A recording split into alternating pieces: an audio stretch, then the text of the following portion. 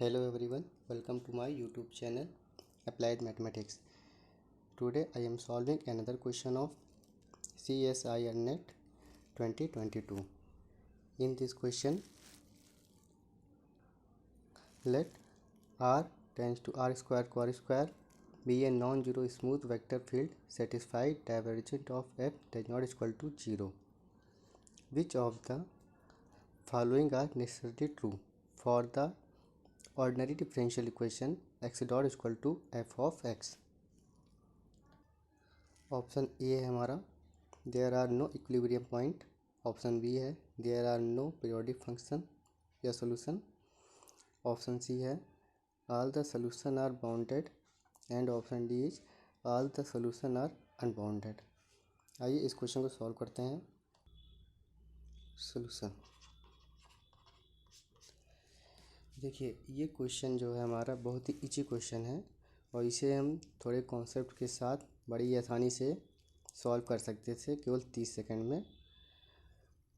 तो इस क्वेश्चन को सॉल्व करने के लिए हमें सिर्फ दो डेफिनेशंस के बारे में पता होना चाहिए था। पहला, स्मूथ वेक्टर फील्ड, हमारी इसकी डेफिनेशन क्या होती है।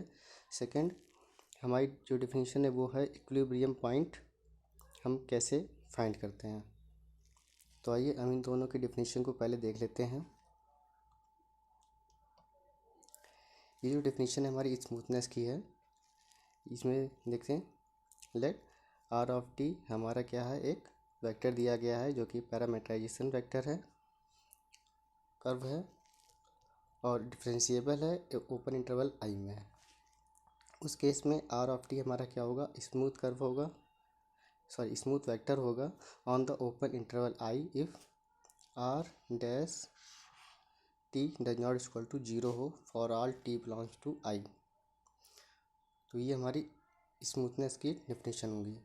तो अगर हम अपने क्वेश्चन में देखें तो हमें क्या दिया गया है, एफ है हमारा आर स्क्वायर से आर स्क्वायर में, और एफ हमारा कैसा है, नॉन जीरो स्मूथ वेक्टर है, नॉन जीरो स्मूथ वेक्टर है और सेटिस्फाई क्या कर रहा है, divergence of F does not equal to 0। तो ये एक तरीके से हमें क्या दे दिया गया है, स्मूथ कर्व की डेफिनेशन ही हमें दे दी गई है। ठीक है, तो हमारे पास ये जो कंडीशन है ये भी हमें यहाँ पे डेफिनेशन में दी जाती है। तो इस केस में अगर हम देखें तो हमारे पास divergent of F does not equal to 0 होगा।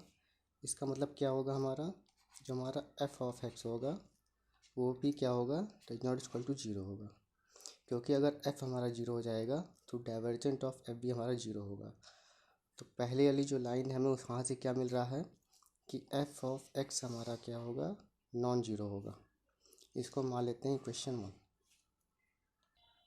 और सेकंड, हमें यहाँ पे सेकंड डिफिनेशन हमारी क्या होगी, सेकंड डिफिनेशन हमारी इस टाइप के डिफरेंशियल इक्वेशन की, जिसमें हमें क्या दिया गया है, D X upon D T equal to F of x.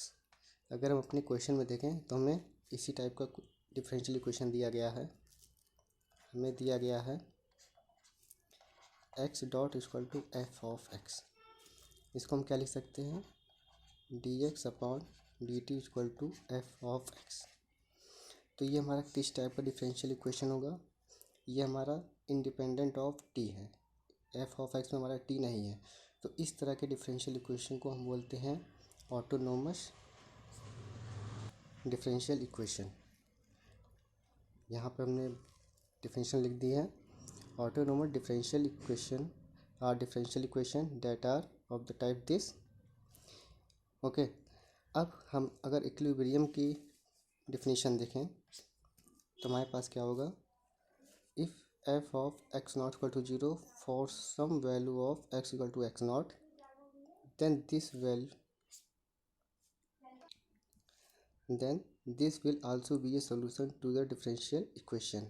These values are called equilibrium solution और equilibrium points।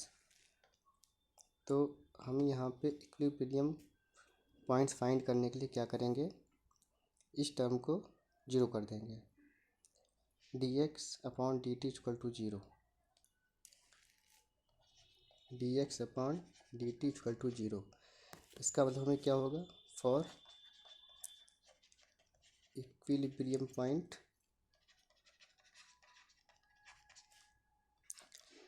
यहाँ से हमें क्या मिल जाएगा, F of X equal to 0। इसको मान लीजिए इक्वेशन 2। अगर हम इक्वेशन 1 में देखें तो हमारा F of x non zero हमें इक्वेशन में दिया गया है, लेकिन इक्विलिब्रियम पॉइंट फाइंड करने के लिए हमें क्या होना चाहिए, एफ ऑफ एक्स हमें जीरो मिलना चाहिए। इस मीन सेट हमारा जो फंक्शन होगा उसके बाद जीरोज होने चाहिए। तो हमारे फंक्शन के पास जीरोज नहीं है, इसलिए हमारे पास इक्विलिब्रियम पॉइंट नहीं होगा। तो यहाँ से हमारा ऑप्शन ए क्या होगा, करेक्ट हो जाएगा। अब हम बात करें अगर ऑप्शन बी की, तो there are no periodic function solution. तो हमसे कह रहा है इसके पास कोई भी पीरियोडिक सोल्यूशन नहीं होगा। तो पीरियोडिक सोल्यूशन के लिए हमारे पास जीरोज तो होने चाहिए। इट मीन्स डैट हमारे पास एफ ऑफ एक्स को जीरो चाहिए, या फिर अगर सारे के लिए इसका जो मतलब है हमारा, ये हमारा क्या इम्प्लाई करेगा, F of X not equal to zero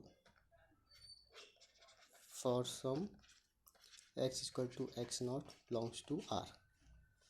तो कुछ पॉइंट्स के लिए हमारे पास जीरोज मिलने चाहिए। तो हमारा एफ ऑफ एक्स जो है वो नेवर जीरो है for all X belongs to R. तो उस केस में हमें पीरियोडिक फंक्शन भी नहीं मिलेगा। तो हमारा ऑप्शन कह रहा है there are no periodic solution. तो ऑप्शन बी भी हमारा क्या होगा, करेक्ट हो जाएगा। अब अगर हम देखें हमें यहाँ से पीरियोडिक फंक्शन नहीं मिल रहा है, तो जो हमारा पीरियोडिक फंक्शन होता है वो कैसा होता है, बॉन्डेड फंक्शन होता है। ठीक है, तो पीरियोडिक फंक्शन बॉन्डेड होता है। तो हमारे पास यहाँ से सोल्यूशन कैसा मिल रहा है, हमें पीरियोडिक सोल्यूशन नहीं मिल रहा है। तो उस केस में हमारे पास all the solution, option C 3 कह रहा है all the solution are bounded. तो ये ऑप्शन हमारा गलत हो जाएगा। ऑप्शन डी हमारा are the solution are bounded. तो ये ऑप्शन हमारा करेक्ट हो जाएगा। ठीक है, फिर से एक बार हम बता दें कि हमें पीरियोडिक फंक्शन के लिए हमारे पास जीरोज होने चाहिए कुछ पॉइंट्स पे। तो हमें यहाँ पे एफ ऑफ एक्स नेवर जो है for all X belongs to R. तो यहाँ से हमें जीरोज नहीं मिलेंगे, तो फंक्शन हमारा पीरियोडिक नहीं होगा, और पीरियोडिक नहीं होगा तो बॉन्डेड भी नहीं होगा। तो हमारा कैसा होगा, अनबॉन्डेड सोल्यूशन होगा।